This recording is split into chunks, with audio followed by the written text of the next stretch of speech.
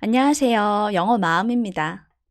오늘의 단어는 모두 알고 있지만 막상 잘 사용하지 못하는 up입니다. 그럼 우리가 잘 아는 up의 기본 개념부터 시작할까요? 기본적으로 up은 높은 곳에 위치하는 상태 혹은 높은 곳으로 오르는 모양을 나타내요. 이 개념은 우리가 up 하면 떠오르기 때문에 이런 문장은 들어도 이해가 잘 되시고 사용도 곧잘 하실 거예요. There's a house up the hill. 집이 존재해요. 언덕 위에. 이렇게 차분한 머리가 삐죽 섰네요. His hair is sticking up at all angles. 그의 머리가 삐죽 위로 서 있는 상태예요. 모든 방향에서. 이번에는 새가 나무로 날아오르네요. 딱 업이 생각나는 장면이죠. The bird flew up the tree. 새가 날았다 나무 위로. 그런데 우리가 사용하는 업이 이런 표현들 뿐인 건 바로 이걸 간과해서예요. 언어에는 인간의 경험이 반영돼 있다는 사실이요. 그럼 생각해 볼까요? 내가 높은 곳에 오르거나 위치하는 것, 높은 곳에 위치한 대상을 보는 건 우리에게 어떤 경험을 줬을까요? 사실 우리는 매일 몸을 위로 일으키는 행위를 해요. We get up every day in the morning. 아침마다 일어나잖아요. 이 과정에서 우리는 느끼죠. 누워있을 땐 우리가 할 수 있는 일이 별로 없다는 걸요. 보통 잠을 자거나 아플 때 누워있으니까요. 반면에 우리는 몸을 위로 일으키며 경험해요. 우리가 일어나면 할 수 있는 일이 많아지고 적극적으로 활동할 준비가 되었다는 걸요. 다시 말해 단어 up은 활동성과 연관이 있어요. 그리고 이 경험은 이런 문장으로 잘 드러나고요. What's up? 다시 말해 what activities are occurring? What's going on? 그러니까 무슨 일이 벌어지고 있는 거야? 혹은 무슨 일이야? 라고 물을 때 What's up? 이렇게 표현해요. 또 이런 문장도 만들 수 있어요. What are you up to?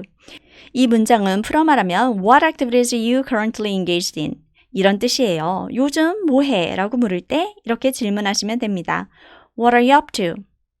또 우리는 경험으로 알아요. 내가 높은 곳에 올라가면 안 보이던 것들이 더욱 많이 보이고 다른 것들보다 위에 있는 대상이 더욱 잘 보이며 따라서 접근하기도 쉽다는 걸요. 말 그대로 salient, visible, accessible 해집니다. 그럼 이런 경험과 연관된 up 문장들을 볼까요? 회의 시간에 그가 문제에 대한 이야기를 꺼냈어요. He brought up the issue at the meeting. 말하지 않았으면 드러나지 않았을 문제를 수면 위로 가져왔어요. 회의에서. 그러니까 bring up the issue는 문제를 제기하다 란 뜻이 돼요. 탐정이 자세히 살펴보니 보이지 않던 증거가 보이네요. The detective turned up some new evidence. 탐정이 위로 돌려놨어요. 새 증거를. 다시 말해 turn up new evidence는 새 증거를 찾았다는 뜻이에요. 컨퍼런스에 찾아오는 사람들이 많이 보이네요. Many people showed up at the conference. 많은 사람이 나타났어요. 컨퍼런스에. 멀리서 나를 보고는 나를 향해 오네요. He came up to me. 그런데 궁금하시죠? He came to me와 무슨 차이가 있는지요? He came to me는 단순히 그가 내가 있는 방향으로 움직이는 걸 나타내요. 그가 나에게 어떤 목적이나 의도를 가지고 다가오는 건지 아니면 단순히 그가 가는 길목에 내가 있어서 이 방향으로 오는 건지 알 수 없어요. 그런데 he came up to me 라고 하면 이 사람은 나에게 정말 볼 일이 있어서 어떤 의도를 가지고 오는 거예요. 왜 우리 누구와 눈만 마주쳐도 딱 보이죠? 아, 나한테 말 걸러 오겠구나. 이럴 땐 come 대신 come up을 써요. He came up to me. 그가 나에게 목적을 가지고 혹은 나를 목표로 다가오다. 이런 의미 차이 때문에 주어로 he 대신 fortune, 행운이 오면 동사로 come up을 쓰는 건 부자연스러워요. 반면에 fortune came to me 라고는 할 수 있고요. 정리하면 come to me와 비교해 come up to me는 주어가 나를 목표로 움직이기 때문에 나에게 온다는 것이 훨씬 명확히 보여요. walk up, run up, go up 모두 같은 맥락으로 이해하시면 됩니다. 데드라인이 임박해 오네요. 영작할까요? The deadline is coming up.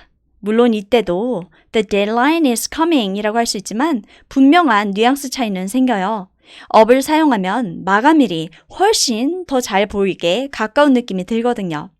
임박하게 다가왔다 란 뜻이 됩니다. 이전 슬라이드에서 나온 come up이지만 주어와 문맥에 따라 뜻의 차이가 생기죠. 그럼에도 업이 같이 쓰이면 다가오는 행위나 상태가 더 명확해진다라는 공통점이 있어요. 이 외에도 업과 관련된 우리의 경험은 어떤 게 있을까요? 바로 이런 게 있죠. 무언가 양이 많아지면 그 높이가 올라가는 경험이요. 그래서 어떤 대상의 양이나 크기가 커질 때도 업을 써요. 그녀가 소리를 더 키우네요. She turned up the volume. 그녀가 볼륨을 더 높게, 다시 말해 더 크게 틀었어요. 우리말 표현으로도 소리를 높이다, 키우다 라고 표현해요. 같은 맥락으로 Could you speak up? 이때의 speak up은 더 크게 말한다라는 뜻이에요. Could you speak up? 목소리 좀 높여주실래요? I can't hear you at the back. 뒤에서 안 들려요. 속도가 점점 빨라지네요. Speed up. 우리말로도 속도를 높인다고 표현해요. 더 빠르게.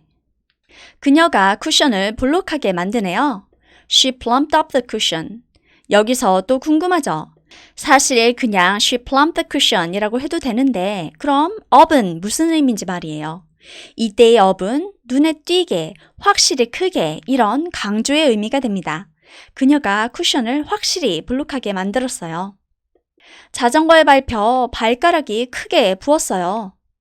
His toe swelled up after being stepped on by a bicycle. 그의 발가락이 크게 부었어요. 밟힌 후에요. 자전거에 의해. 물론 이때도 his toe swelled라고 할 수 있어요. 그럼 up이 같이 쓰일 때와의 의미 차이 이제는 아시겠죠? swelled up, 눈에 띄게, 확실히 크게 부어오르다. 서둘러, hurry, hurry up. 이때의 up도 그 의미 차이 아시겠죠? 눈에 띄게, 확실히, 더욱 서둘러, 강조의 의미예요. 다음 영상에서는 up에서 가장 많이 쓰이는 의미가 뭔지 알아볼 거예요. 그러면 shut up 혹은 time's up처럼 많이 사용은 했지만 확실한 의미는 몰랐던 up의 뜻도 이해할 수 있게 되고 open과 open up, lock, lock up, add와 add up처럼 up이 있어도 없어도 되는 상황에서 up은 또 어떤 의미가 되는지도 배우실 거예요. 그럼 다음을 기약하며 우리는 또 만나요.